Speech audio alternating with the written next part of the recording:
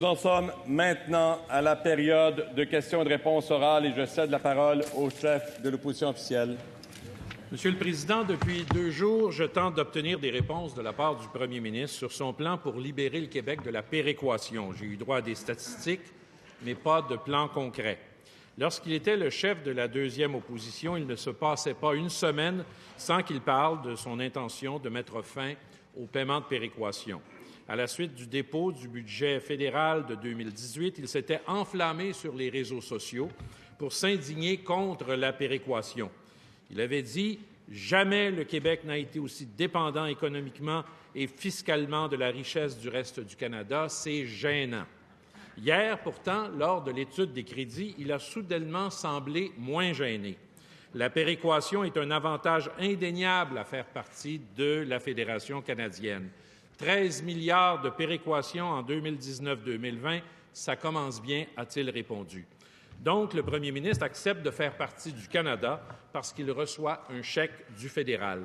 Mais son intention est de ne plus recevoir ce chèque d'ici 15 à 20 ans. Est-ce que le premier ministre peut nous dire quelle est la prochaine étape une fois qu'il aura atteint la souveraineté financière du Québec? Monsieur le premier ministre.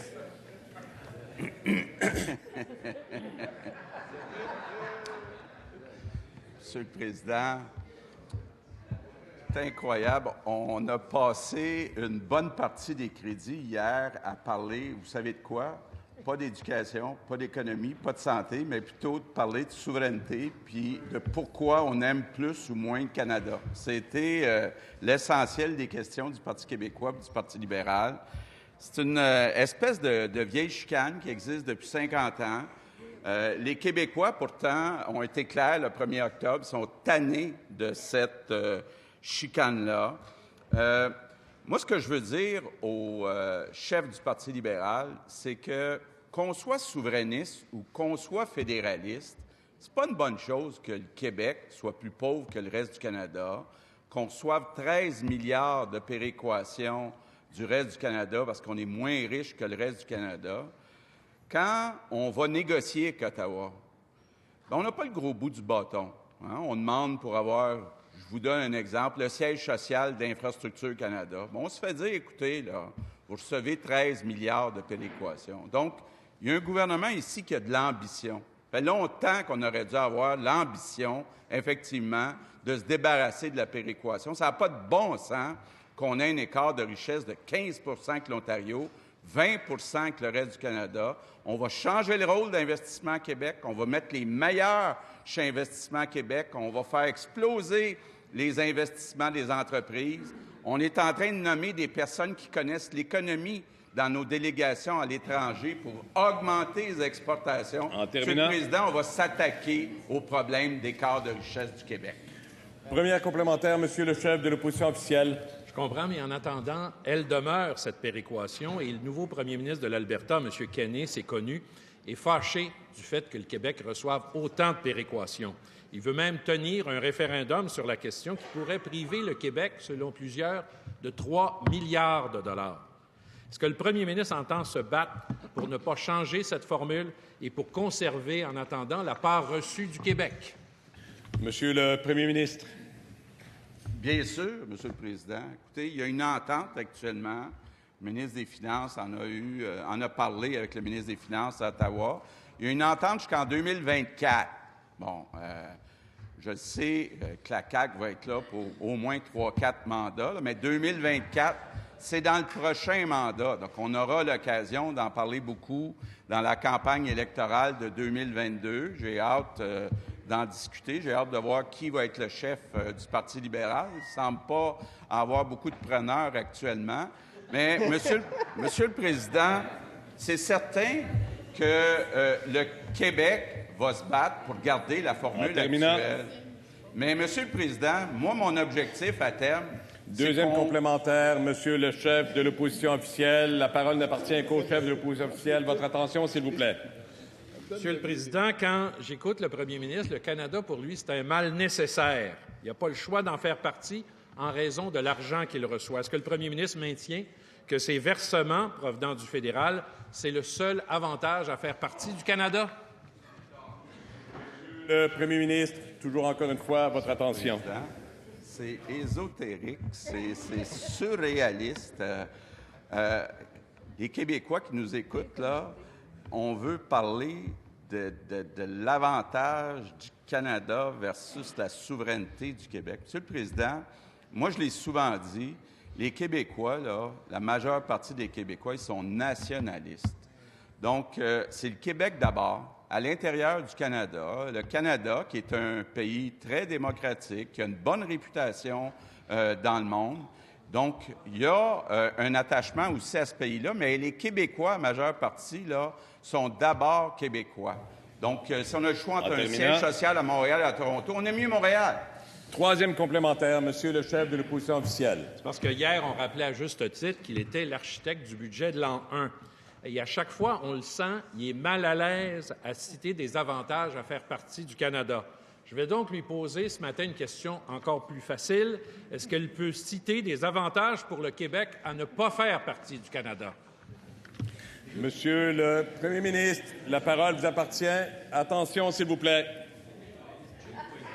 S'il vous plaît. Est-ce qu'on rêve, Monsieur le Président, là? Il y a des enjeux importants en éducation, en économie, en santé. Puis là, le chef du Parti libéral me demande quels sont les avantages de la souveraineté du Québec. Écoutez, les Québécois sont ailleurs. Les Québécois sont ailleurs. Les vieilles chicanes entre le Parti libéral et le Parti québécois sur les avantages de la souveraineté versus les avantages du Canada ne sont plus là, les Québécois. Les Québécois veulent qu'on leur parle de leurs préoccupations en éducation, en santé, de leur parler des bonnes jobs, remettre de l'argent dans le portefeuille. C'est pour ça que la CAQ a gagné le 1er octobre. Quand le Parti libéral va-t-il tirer des leçons du 1er octobre? Question principale, s'il vous plaît, votre attention. La parole appartient maintenant au député de Lapinière pour votre question. Silence, s'il vous plaît. Monsieur le Président, en 2014, 3 mois après avoir été élu, l'actuel président du Conseil du Trésor démissionne avec fracas. Monsieur n'était pas content parce que, et je cite, « Tout est fait pour cacher le plus d'informations possible. » Avec une position comme ça et son retour en politique, on s'attendait à rien de moins qu'une petite révolution en transparence. Et en démocratie, le moment où se fait la reddition de comptes, c'est à l'étude des crédits. Où est exactement dépensé l'argent des contribuables? Est-ce qu'il y a des coupures cachées? Et pour le voir facilement, il faudrait d'abord divulguer les coûts de système, ce que ça coûte au minimum pour opérer les grands réseaux. On les a demandés, les coûts de système, Monsieur le Président. Zéro réponse, zéro transparence. Ça, c'est gênant, Monsieur le Président. Est-ce que le président du Conseil du Trésor, s'il croit vraiment à la transparence, s'engage à inclure les coûts de système dans les futurs crédits qu'il aura à déposer? Monsieur le président du Conseil du Trésor. Bon, alors, premièrement, j'aimerais préciser aux députés de Lapinière que ça a été une session extraordinaire hier. La session des crédits a été extraordinaire, de très, très bonnes questions. Et non seulement je le remercie pour la pertinence de ces questions, mais j'aimerais qu'on continue à avoir nos vendredis où on peut continuer à discuter régulièrement de différents points. Mais ce que j'aimerais lui répondre ce matin concernant la transparence, c'est toujours un très grand souci de ce gouvernement. Et je sais qu'il me posait beaucoup de questions, Monsieur le Président, hier, sur le détail des coûts-systèmes. J'en dirais même, je pense qu'il en fait une obsession même plus grande que la mienne. C'est quand même intéressant parce que de mon passé, de mon bagage comme comptable, de voir qu'un expert en santé s'intéresse aux coûts de système, c'est très intéressant. Mais je le ramènerais, par exemple, à quelque chose d'aussi important, c'est que dans le rapport préélectoral qui a été publié par son gouvernement et qui a été vérifié par le vérificateur général, à la page B58, les coûts de système sont très bien détaillés. Alors, je ne sais pas exactement où il essayait d'aller hier, en passant autant de temps à vouloir discuter de quelque chose qui est déjà... Première complémentaire, Monsieur le député de Lapinière. Bien, où je voulais aller, c'est bien simple. Je voulais qu'il me réponde tout simplement ce qu'il ne fait pas, encore une fois, aujourd'hui. On n'a pas eu de réponse à plusieurs questions cruciales, pointues hier, Monsieur le Président. Mais le pire, c'est que sur Cube Radio, lundi dernier, il avait annoncé le contraire. On allait en avoir plus. Est-ce que le président du Conseil du Trésor considère qu'hier, à l'étude de ces crédits, il a mis fin à ce qu'il appelait lui-même, et je cite, une supercherie. Monsieur le Président du Conseil du Trésor. Alors, la supercherie qui a été référée cette semaine par quelques médias, Monsieur le Président, c'est ce que je disais des crédits dans le temps que c'était les libéraux il y a 5 ans. Ils sont juste trompés d'année, premièrement. Deuxièmement, si on peut faire l'examen de la transparence, pour revenir au mot du député de Lapinière, oui, je voudrais juste le rassurer sur une chose. On a besoin d'avoir des données opérationnelles. J'ai passé beaucoup de temps hier à discuter ça, qui n'ont jamais été capables d'avoir dans 15 ans. On a besoin de ces données opérationnelles-là pour être capable de bien décrire les coûts de système au niveau de détail où il veut avoir. Alors moi, je suis intéressé à lui dire, continuez à me questionner le vendredi, puis on va avoir beaucoup de... Deuxième complémentaire, Monsieur le député de Lapinière. Monsieur le Président, hier, le président du Conseil du Trésor, en réponse à beaucoup de questions et pointues et précises, a répondu « Les informations que l'on donne globalement est suffisante pour les gens qui nous écoutent. » Quel mépris envers les citoyens, Monsieur le Président. Pourtant, en 2013, il disait à propos de son idéal de gouvernement, et je le cite encore, un gouvernement qui ouvre ses bases de données à tous. Monsieur le Président, c'est quand ça que ça va arriver, des bases de données ouvertes à tous? Hier, c'est pas arrivé. Attention toujours aux termes, mépris envers les citoyens, faire attention aux termes que l'on utilise. S'il vous plaît, Monsieur le Président du Conseil du Trésor. J'ai été assez habitué à sa terminologie au cours des derniers jours. Faites-vous-en pas, Monsieur le Président. Mais ce que j'ai dit clairement hier, Monsieur le Président, la population, c'est pas tellement les coûts de système auxquels ils sont assurés, qui sont intéressés. Ce qui sont intéressés, c'est à s'assurer qu'on ne coupe pas dans les services. Et lorsqu'en 2015, le gouvernement libéral a eu des croissances de dépenses de 1,5 %. Ça, je peux vous dire que c'est bien en bas des coûts de système.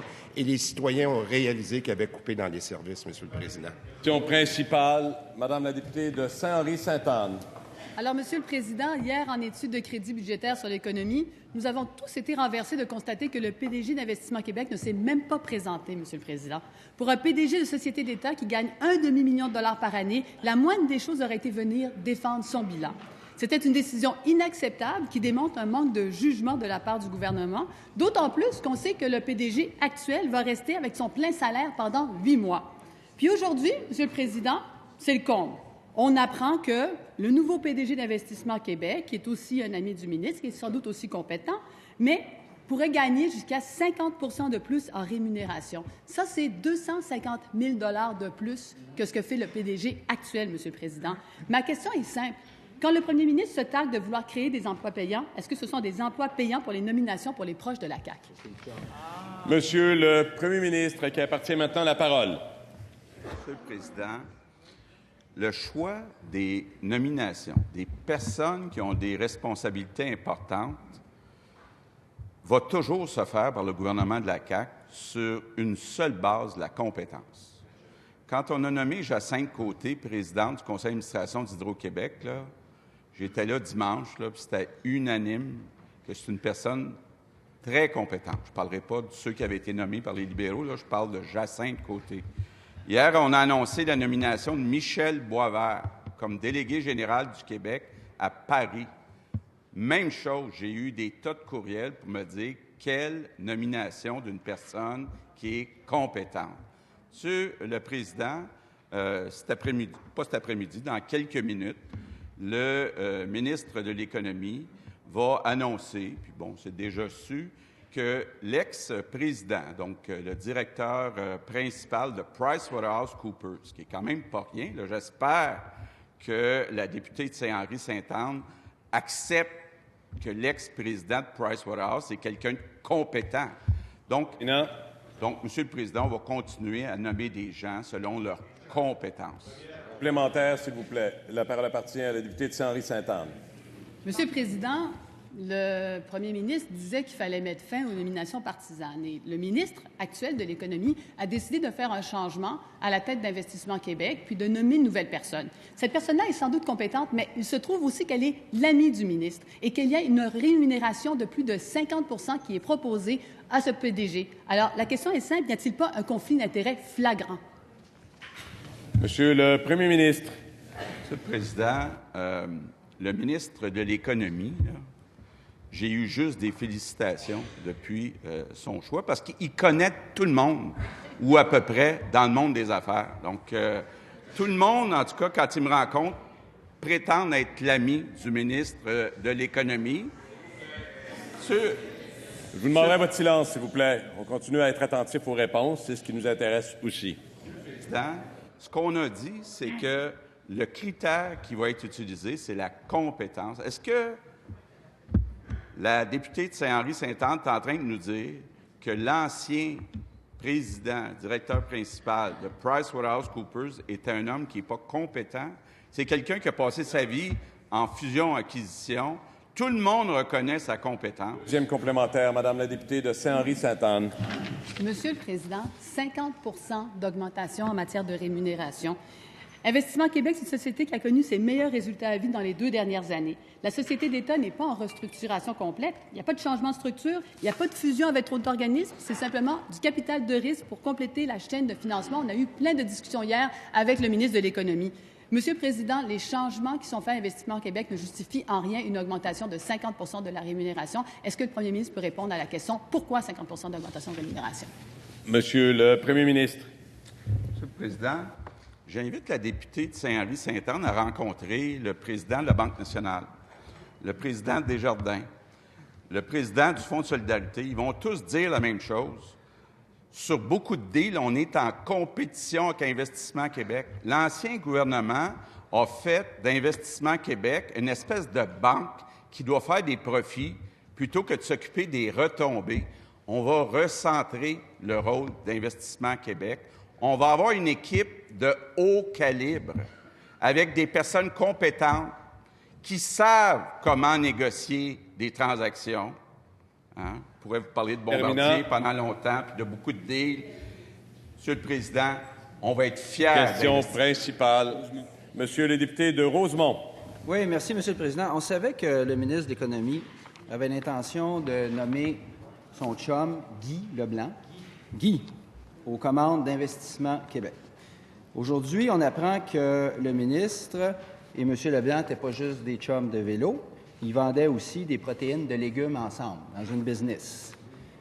Donc, en plus d'une belle nomination, la rémunération de M. Leblanc pourrait atteindre 800 000 277 000 de plus que son prédécesseur. M. Leblanc a tellement à cœur l'intérêt du public qu'il faut lui donner 3 fois le salaire du premier ministre pour l'encourager. Pendant ce temps-là, le même premier ministre a le culot de dire aux travailleurs d'ABI qui gagnent trop d'argent. J'ai l'impression, Monsieur le Président, qu'on nous prend pour des légumes protéinés ici. Est-ce que le gouvernement va admettre qu'en matière d'éthique, CAQ, PLQ, c'est pareil, puis un chum, c'est un chum? Monsieur le Premier ministre. Monsieur le Président, ce qu'on veut faire d'Investissement Québec, c'est une institution de haut calibre. Au même titre que la Caisse de dépôt, où il y a eu des changements qui ont été faits, puis actuellement, ils sont capables d'attirer les meilleurs avec une rémunération qui est compétitive. On veut qu'Investissement Québec, quand il travaille dans une transaction avec Desjardins ou avec la Banque nationale, qu'on ait des gens aussi compétents que les grandes institutions financières au Québec. La rémunération qui est offerte actuellement au président d'Investissement Québec est très compétitive avec des personnes qui occupent des postes comparables. Monsieur le Président, c'est trop facile d'aller comparer des postes ou d'aller facilement dire aux gens, bien, voyons donc, c'est un salaire important. Comparons avec des institutions comparables.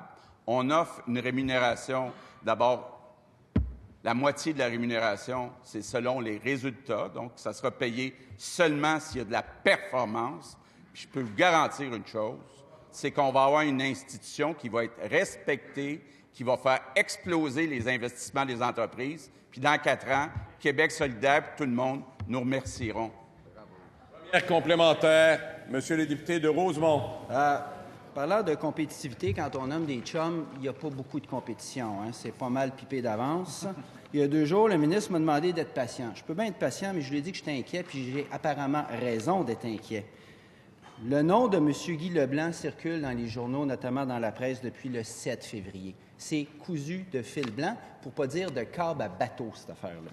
Si le processus a été exemplaire en vue de la nomination, est-ce qu'on pourrait rendre public le rapport à 60 000 $? Monsieur le Premier ministre. Monsieur le Président, dans le processus, il y a eu 2 étapes. D'abord, on a embauché une grande firme de chasseurs de tête qui a rencontré beaucoup de candidats, qui est arrivé avec 2 recommandations. Ces 2 recommandations ont été étudiées par le comité de sélection qui relevait direct de Monique Leroux du conseil d'administration, puis ont recommandé Guy Leblanc. Donc, Monsieur le Président, le député de Québec solidaire, je comprends que ce n'est pas quelqu'un qui vient du monde des affaires, mais devrait comprendre, quand même, devrait comprendre qu'on ne peut pas rendre public le nom des autres candidats. Imaginez-vous, Monsieur le Président, des candidats qui n'ont pas eu à job, si leur patron le savait, ça ne marche pas comme ça. Deuxième complémentaire. Encore une fois, je vous demande votre collaboration et votre attention surtout. La parole n'appartient qu'au député de Rosemont. Comme ça qu'on vit au Québec, hein, apparemment. C'est juste les gens d'affaires qui peuvent comprendre comment ça marche. C'est extraordinaire. Parlant de comment ça marche, la fiducie sans droit de regard, comment ça marche? Parce qu'on apprend des choses inquiétantes ce matin dans les journaux. On apprend, par exemple, que le ministre aurait donné directive à sa fiducie sans droit de regard pour qu'elle se débarrasse rapido de ses actions dans les légumes protéinés avec son chum Guy Leblanc. Est-ce que le gouvernement peut demander au commissaire à l'éthique de venir expliquer à ses ministres c'est quoi exactement une fiducie sans droit de regard? Monsieur le Premier ministre, et s'il vous plaît, encore une fois, collaboration. Monsieur le Président, le ministre de l'Économie avait des placements dans plusieurs entreprises. Vendre un placement dans une entreprise qui est cotée en bourse, c'est facile. Vendre des placements dans une entreprise privée, ça peut prendre quelques mois avant de trouver des acheteurs. Et ce que je peux, là où je peux rassurer Québec solidaire, c'est que la commissaire à l'éthique a accompagné le ministre de l'Économie, puis est très satisfaite. Tous les placements ont été vendus. Donc, la situation actuellement est régulière. Mais bon, effectivement, les gens ont le droit d'avoir une autre vie avant. En terminant. Puis ils acceptent de vendre leurs placements. C'est ce qui a été fait. Question principale, Monsieur le chef du 3e groupe d'opposition. Monsieur le Président, les Québécois ont payé 60 000 $ de fonds publics à une firme de chasseurs de tête pour trouver le PDG d'Investissement Québec, la meilleure personne possible. Puis avec raison, les Québécois s'attendaient à ce que la CAQ mette fin aux nominations des petits amis. C'est ça que le premier ministre disait quand il était assis ici. Bien, à 11 h ce matin, ce qui va se passer, c'est que le ministre de l'Économie va annoncer la nomination de Guy Leblanc. Et pour lui, Guy Leblanc, ce n'est pas qu'un PDG. C'est un ami. C'est un collègue de vélo, c'est un partenaire d'affaires, c'est un donateur important de la CAQ. Les 2 premières années de la CAQ, 1 000 $ à chaque année. Guy Leblanc, il était jusqu'à la semaine dernière un co-actionnaire du ministre. Puis ça pressait de faire disparaître ces liens-là.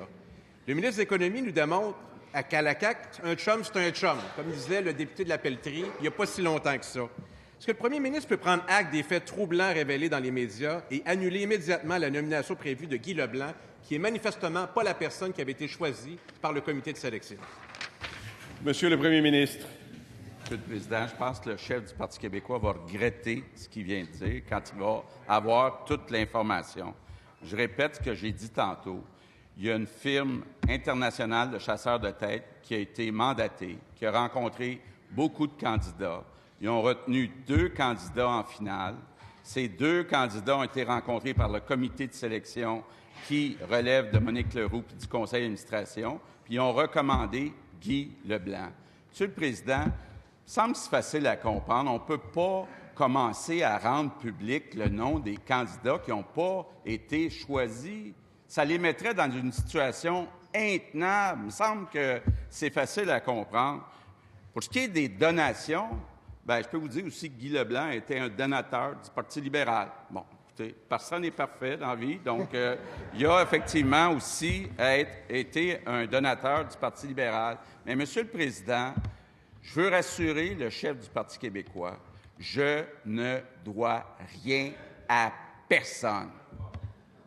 Attention, s'il vous plaît, Monsieur le chef du 3e groupe d'opposition, je demande d'être prudent dans vos propos. Vous avez la liberté de poser une question. La parole vous appartient, mais faisons attention aux propos qui sont dits. Celui qui est dans une situation intenable aujourd'hui, c'est le nouveau PDG d'Investissement Québec, parce qu'on connaît maintenant les raisons qui font en sorte qu'il a été choisi par le ministre. On connaît ses liens. Et sur la fiducie sans droit de regard, bien là, il y a des questions importantes. On apprend qu'il a donné des instructions à cette même fiducie de vendre les actions. Le premier ministre n'a pas vraiment expliqué comment un ministre peut donner des instructions à son fiduciaire si la fiducie est sans droit de regard. C'est un enjeu éthique, essentiellement. Puis le gouvernement s'est engagé formellement à ne pas nommer des amis du pouvoir. Premier ministre.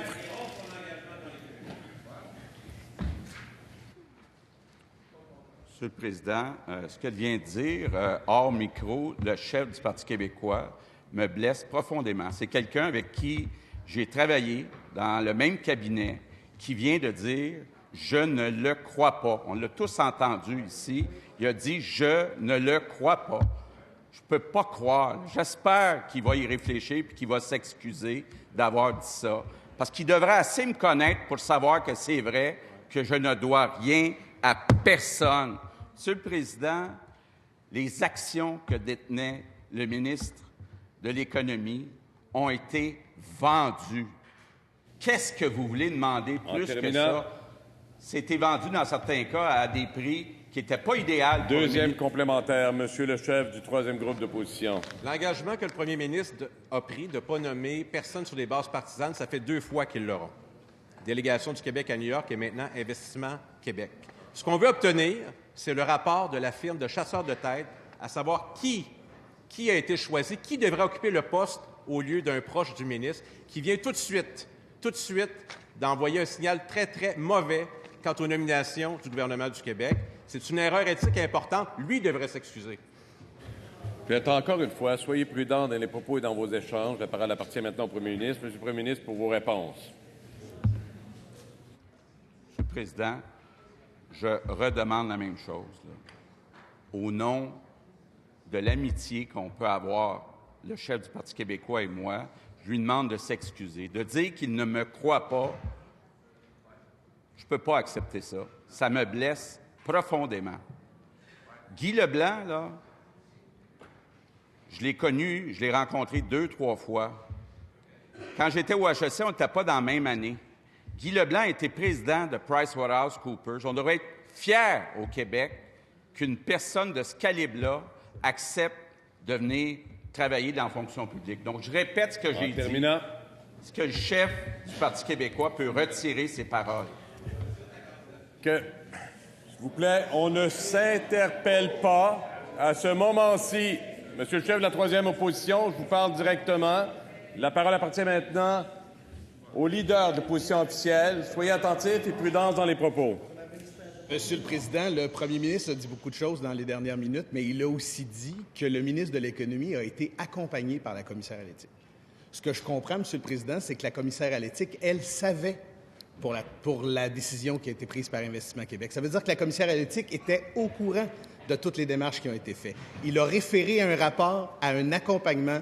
Le règlement est très clair, Monsieur le Président. Je demande au premier ministre, est-ce qu'il peut s'engager à ce qu'à son retour en Chambre, le ministre de l'Économie dépose l'avis de la commissaire à l'éthique qui lui disait que c'était correct de nommer son ami? Monsieur le premier ministre. Monsieur le Président, quand je dis que la commissaire à l'éthique a accompagné le ministre de l'Économie, je parle des placements du ministre de l'Économie.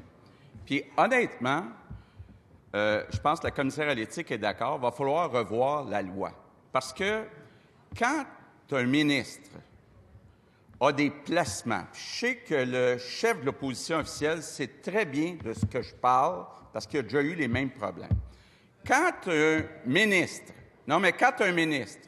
détient des participations dans une entreprise privée, une entreprise qui n'est pas cotée en bourse, c'est pas évident, en quelques jours, de trouver un acheteur.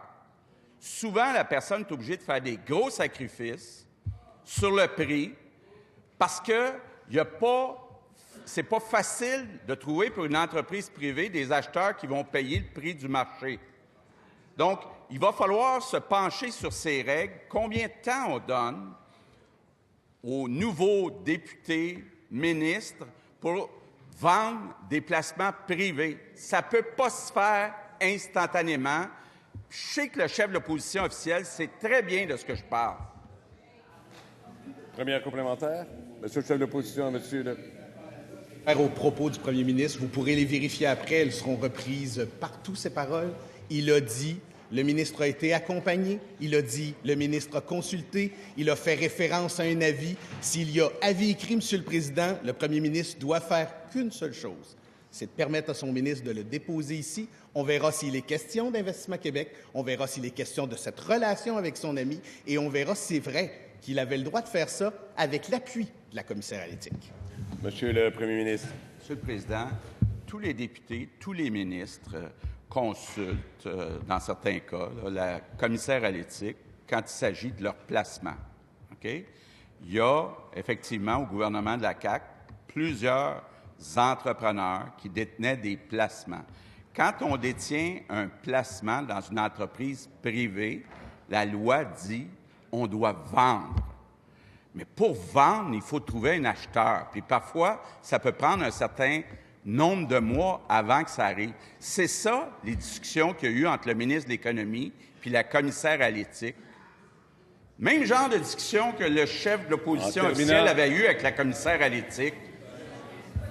Deuxième complémentaire, monsieur le leader de l'opposition officielle. Monsieur le Président, je veux bien, mais il n'est pas question du chef de l'opposition officielle. Il est question du premier ministre mal pris, du ministre de l'Économie qui a nommé son ami. C'est de ça dont il est question aujourd'hui. Le premier ministre, Monsieur le Président, a dit des nominations partisanes, il n'y en aura plus. C'est l'engagement qu'il a pris avec les Québécois. Alors, il a dit qu'il ne devait rien à personne. Il doit aux Québécois sa parole. Est-ce qu'il y a deux vérités pour le premier ministre ou il n'a qu'une parole? Le leader du gouvernement. C'est très clair qu'ici, dans cette Chambre, on doit prendre la parole des députés. Non, le député de Jean Talon est en train de mettre en doute la parole du premier ministre. Il sait qu'il n'a pas le droit de faire ça. Pardon, je vous demande encore une fois, puis les règles sont très claires, on ne peut pas supposer ou mettre en doute la parole dans une réponse de quelqu'un qui est questionné. Je vous demande de faire attention dans les propos qu'on dit, monsieur. Monsieur le Président, parce que c'est mon privilège de pouvoir y répondre, je n'ai pas mis en doute sa parole, je l'ai mis en contradiction avec son engagement pour les Québécois. C'est ça que j'ai fait, Monsieur le Président. Je termine à ma question.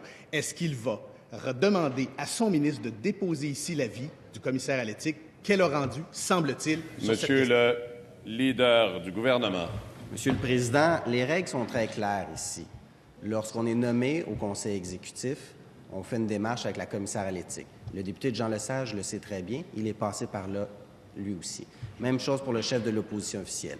L'ensemble des actifs du ministre de l'Économie ont été placés dans les règles en fonction desquelles la commissaire à l'éthique lui a dit de se diriger, et le débat n'est pas là-dessus. Pour ce qui est des nominations des gens qui sont effectuées par le gouvernement de la CAQ, le seul critère qui est regardé, Monsieur le Président, c'est le critère objectif de la compétence. Trop longtemps, le Parti libéral a nommé des gens en fonction de leur inexpérience, mais en fonction des liens qu'ils avaient avec eux.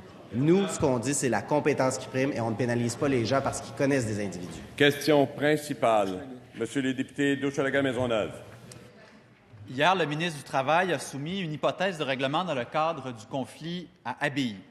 Il a dit en conférence de presse que les deux partis devaient mettre de l'eau dans leur vin. À l'écouter, on avait presque l'impression que le gouvernement jouait enfin son rôle d'arbitre. On a eu envie d'y croire. Mais au même moment, le premier ministre en a remis une couche en commission parlementaire en attaquant de nouveau les travailleurs et travailleuses d'Abbaye. Il a dit, et je cite, « Le syndicat exagère. Le syndicat devrait faire plus de compromis. » Tout ça alors que l'encre de l'hypothèse de règlement n'était même pas encore sèche. C'est surréaliste, Monsieur le Président. On a l'impression d'assister à une reprise de bon cop, bad cop en formule mauvais théâtre d'été. À chaque fois que le ministre fait un geste pour essayer de régler le conflit, le premier ministre fait un geste pour empirer le conflit. Ma question pour le ministre, vous essayez de ramer par en avant, le premier ministre rame par en arrière. Coudon, est-ce que le gouvernement tourne en rond? Monsieur le ministre de l'Emploi. Merci, Monsieur le Président. Merci pour la question. Ça démontre encore une fois l'intérêt de Québec solidaire pour le règlement d'un conflit de travail qui perdure depuis 15 mois. On devrait tous se préoccuper du sort des familles, des travailleurs affectés. C'est ce que nous faisons depuis l'automne dernier. On a créé un conseil de médiation, on a créé un groupe d'experts, on a identifié des objectifs de négociation et on rame avec les deux parties. On essaie de trouver une solution. Le premier ministre était à mes côtés quand on les a rencontrés. On était en mode recherche de solutions. Le premier ministre a toujours été créatif dans ce dossier, a toujours été préoccupé par les conséquences humaines, sociales et économiques de ce conflit de travail-là. Donc, on a déposé une hypothèse de règlement. Les deux parties sont attentives, vont se mettre en mode analyse et on aura la réponse dans un délai raisonnable. Merci, Monsieur le Président. Monsieur le député d'Hochelaga-Maisonneuve, pour votre première complémentaire. Visiblement, la main gauche ne sait pas ce que la main droite fait, Monsieur le Président, et dans mes 12 ans de syndicalisme, j'ai jamais vu ça. Par contre, dans mes études en histoire, j'ai souvent vu ça. Puis vous savez où? C'est quand j'étudiais le régime antisyndical de Duplessis. Ça, il y en avait en masse d'interventions du premier ministre dans ce temps-là. Je sais que le ministre a une longue expérience en relations de travail. Peut-il me donner un seul exemple récent où le gouvernement a autant joué dans l'équipe du patron? Monsieur le ministre du Travail. Monsieur le Président, pour la première fois au Québec, on a un gouvernement qui se préoccupe des répercussions d'un conflit de travail qui perdure depuis trop longtemps. On a un gouvernement qui est proactif, qui décide de faire les choses autrement, encore une fois pour aider les familles, les travailleurs et préserver des jobs qui sont intéressants pour l'économie du Québec. On a toujours dit, on l'a répété en campagne électorale, les emplois bien rémunérés, il faut les valoriser et ça, c'est pour l'ensemble des Québécois et de l'économie du Québec. Et ça, on va continuer à agir dans la même direction. Deuxième complémentaire, Madame la chef du deuxième groupe d'opposition. La dernière fois, je me suis levée en chambre pour parler d'ABI. Je devais demander au premier ministre de s'élever au-dessus de la mêlée. Visiblement, il n'est pas capable de faire ça ben. À défaut de le faire, ça, est-ce que c'est pensable qu'il pourrait se retenir un petit peu? Tu sais, juste prendre une petite pause pour les 10 prochains jours, parce que c'est le temps que le conflit a besoin pour avancer. Est-ce que le premier ministre peut au moins être capable de faire ça? Monsieur le premier ministre. Monsieur le Président, c'est très grave pour la région de la Mauricie puis la région du centre du Québec, ce qui se passe chez ABI. On a actuellement non seulement une masse salariale de 100 millions par année qui n'est pas versée, il y a des retombées quand on inclut les fournisseurs et les sous-contrats, 500 millions de dollars par année de retombées qui ne sont pas données. Tout ça dans un contexte où le prix de l'aluminium est très bas et qu'il y a une taxe de 10 pour l'exportation d'aluminium aux États-Unis. Actuellement, moi, j'ai une inquiétude réelle que cette entreprise reste fermée pendant longtemps si le syndicat ne fait pas de compromis. Donc, je vais continuer, Monsieur le Président, de travailler pour... Question principale. Question principale. Monsieur le député de Laval-des-Rapides. Merci, Monsieur le Président. Cette semaine, j'ai eu l'occasion d'échanger avec le ministre de l'Énergie et des Ressources naturelles sur sa vision de l'Alliance énergétique. Le ministre nous a dit à plusieurs reprises qu'il fallait avoir la vision et qu'il fallait voir aller de l'avant avec ce projet afin de positionner le Québec comme la batterie de l'Amérique du Nord. Ceci dit, nos voisins sont déjà d'importants partenaires d'hydroélectricité. 47 de nos exportations d'électricité vont aux 6 États de la Nouvelle-Angleterre, 24 à l'État de New York, 19 en Ontario et 7 au Nouveau-Brunswick. Nous sommes tous d'accord que nous avons une richesse énergétique que nous voulons exporter davantage auprès de nos voisins. Mais pour y parvenir, il faut consolider les partenariats existants.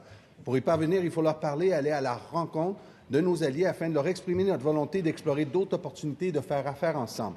L'Alliance énergétique est le projet économique au centre de ce gouvernement. Monsieur le Président, depuis que le ministre a été nommé dans ses fonctions il y a 6 mois, le ministre n'a eu qu'une seule rencontre avec un de ses partenaires. Comment il explique et qu'est-ce qu'il attend pour faire preuve de leadership et qu'est-ce qu'il attend pour démontrer de l'ambition? Monsieur le ministre de l'Énergie et des Ressources naturelles. Oui, merci, Monsieur le Président. Je suis très curieux d'entendre cette question-là de mon collègue par rapport à l'ambition. Puisque très récemment, on nous reprochait justement d'avoir des discussions, des négociations, par exemple avec l'Ontario.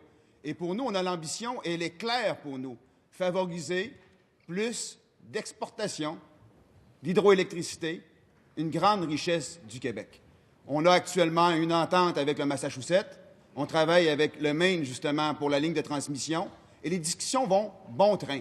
Et on va poursuivre également les discussions avec nos voisins, les provinces voisines, à la fois Terre-Neuve, avec les enjeux. On a régularisé, fort heureusement, le dossier de Churchill Falls.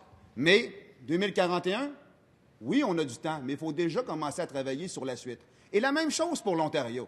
On a des discussions avec l'Ontario et Hydro-Québec communique continuellement avec l'équipe du MERN sur l'évolution des discussions pour faire en sorte qu'effectivement, un projet ambitieux, le Québec, batterie du Nord-Est américain, et on y travaille fortement, Monsieur le Président. Première complémentaire, Monsieur le député de Laval-des-Rapides. Monsieur le Président, j'entends des paroles, mais aucune action. Le ministre a eu une seule rencontre au Massachusetts le 15 novembre dernier, mais après ça, rien d'autre. Est-ce que c'est ça le leadership que veut exercer le ministre de l'Énergie? Vous savez, Monsieur le Président, l'Alliance énergétique, si elle voit le jour à un certain moment donné, cette alliance commence par nos voisins et nos alliés. Je peux donner des suggestions au ministre. Tout d'abord, commencez par rencontrer votre homologue de l'Ontario, Craig Rickford. Sinon, Derek Daly, le ministre des Ressources naturelles de Terre-Neuve et Labrador. Est-ce qu'il a besoin que je fasse des téléphones à sa place pour l'aider à faire son travail, Monsieur? Monsieur le ministre de l'Énergie et des Ressources naturelles. D'abord là, Monsieur le Président, je pense que mon collègue n'écoute pas l'étude des crédits, puisqu'on a eu l'occasion d'en discuter ensemble longuement. Effectivement, j'étais au PDAC, en fin de compte, le plus grand congrès des mines en Ontario, à Toronto, et j'ai eu l'occasion de rencontrer le ministre Rickford de l'Ontario. On en a discuté lors d'un lunch. Alors, je mentionnais, c'est une discussion lors d'un lunch, mais on discute de quoi, lui et moi? On discute, en fin de compte, d'échanges économiques, de développement économique. Au mois de juillet, on aura la rencontre de tous les ministres, et c'est certain qu'on va encore en discuter. Et effectivement, on discute également avec le Massachusetts, avec la Nouvelle-Angleterre. Alors, toutes les discussions, on les a. Mais l'objectif est clair. C'est un objectif ambitieux que le Québec a probablement pas assez eu dans les dernières années. Deuxième complémentaire, Monsieur le député de Laval-des-Rapides. Monsieur le Président, le 31 janvier dernier, le gouverneur de l'État de New York, Andrew Cuomo, nommait un nouveau secrétaire à l'énergie et à l'environnement, M. Dale Burke. L'État de New York est notre principal allié après la Nouvelle-Angleterre. Est-ce que le ministre a déjà pris contact? Est-ce qu'il a déjà prévu aller le rencontrer en personne pour lui démontrer sa volonté de consolider les relations d'affaires? Qu'est-ce qu'il attend pour faire preuve de leadership et d'ambition? Est-ce que je dois lui rappeler que c'est sous notre gouvernement qu'Hydro-Québec a signé l'entente la plus importante de contrat d'électricité, Monsieur le Président? Monsieur le ministre de l'Énergie et des Ressources naturelles. Oui, écoutez, Monsieur le Président, je pense qu'on n'a vraiment pas de leçons à recevoir au gouvernement en termes de leadership et d'ambition. On a clairement mentionné lors de toute la campagne électorale que l'ambition de notre gouvernement, c'est de faire du développement économique avec la santé et l'éducation notre priorité. Ce qui a trait à l'électricité, à l'hydroélectricité, c'est on veut faire en sorte que nos surplus soient utilisés à bon escient. Et on a même dit que tant et aussi longtemps que ces surplus-là ne seraient pas utilisés à bon escient, on ne ferait plus de développement électrique au Québec. Ça, c'est l'engagement qu'on prend et on veut que les surplus soient utilisés dans les plus brefs délais. On y travaille fortement. On est juste orienté là-dessus, Monsieur le Président, et soyez assurés que les résultats seront là. Question principale, Madame la députée de Bourassa-Sauvé. Je me réjouis, Monsieur le Président, d'avoir avec nous ce matin la DG de l'OIF, que je salue, parce que lundi, lors de l'étude des crédits, la ministre des Relations internationales nous a appris que la contribution du Québec pour les Jeux de la francophonie à Sherbrooke en 2021 devrait être de 30 ou 35 millions de dollars. Et là, elle a dit « Ouf, ça passera pas ».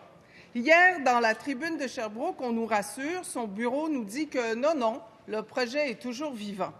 Depuis janvier, Monsieur le Président, depuis que Sherbrooke a levé la main pour accueillir les Jeux de la francophonie, depuis qu'Ottawa a promis de mettre autant que Québec et Sherbrooke, la ministre, elle, tergiverse.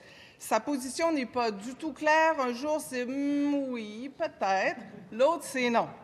La ministre nous répète que la francophonie, c'est important, que c'est important de poser des gestes. Eh bien, voilà un geste fort. On peut-tu savoir où elle s'en va? Est-ce que la ministre jette l'éponge ou poursuivra les négociations pour que les Jeux de la francophonie... Des relations internationales. Merci, Monsieur le Président. Monsieur le Président, permettez-moi tout d'abord de saluer à mon tour la nouvelle administratrice de l'OIF, les estrades, et surtout de la féliciter pour sa nomination. Cela étant dit, concernant les Jeux olympiques, j'ai eu la chance de sensibiliser l'OIF à ce dossier. Effectivement, vous le savez, Monsieur le Président, depuis le 11 février, je travaille avec la Ville de Sherbrooke et avec le gouvernement fédéral pour voir le support qu'on peut avoir avec les Jeux olympiques, les Jeux de la francophonie à la Ville de Sherbrooke. Nous avions déjà statué que nous allions financer l'événement à hauteur de 17 millions. La semaine passée, vendredi passé, il y a eu une rencontre entre les fonctionnaires de la Ville, de Québec et d'Ottawa Et cette nouvelle estimation s'élève maintenant à entre 30 et 35 millions, Monsieur le Président, 30 et 35 millions. Et ça, c'est sans compter le risque financier qui n'est pas évalué et sans compter non plus un montant additionnel pour la sécurité qui n'est pas non plus évalué dans ce montant, Monsieur le Président. Depuis le départ, Monsieur le Président, nous disons que nous devons respecter... En terminant. Nous allons respecter la capacité de payer des Québécois et c'est ce qu'on va regarder dans ce sens. Cela met fin à la période de questions de réponse orales. Merci de votre collaboration.